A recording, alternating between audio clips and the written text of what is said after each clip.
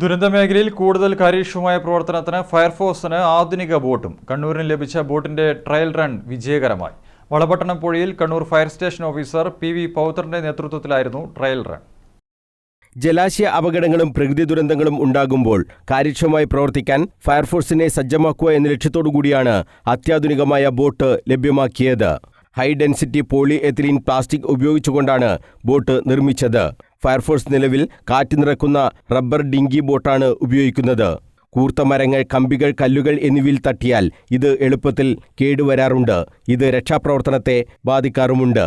ഇത് വിലയിരുത്തിയാണ് അത്യാധുനികമായ സംവിധാനം എല്ലാ ജില്ലാ ആസ്ഥാനങ്ങളിലേക്കും ഫയർഫോഴ്സ് എത്തിച്ചത്.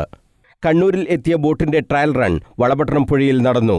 Kannur fire and rescue station officer P V. പവിത്രന്റെ നേതൃത്വത്തിലാണ് ട്രയൽ റൺ നടത്തിയത്. 6 ലക്ഷം രൂപയാണ് ബോട്ടിന്റെ വില. 190 കിലോഗ്രാം ഭാരമുണ്ട്. 8 പേർക്ക് യാത്ര ചെയ്യാൻ പറ്റുന്ന രീതിയിലാണ് ഇതിന്റെ നിർമ്മാണം. ഔട്ട്ബോർഡ് എഞ്ചിൻ ഉപയോഗിച്ച് രക്ഷാപ്രവർത്തനം നടത്താനും ഈ ബോട്ടിന് സാധിക്കും.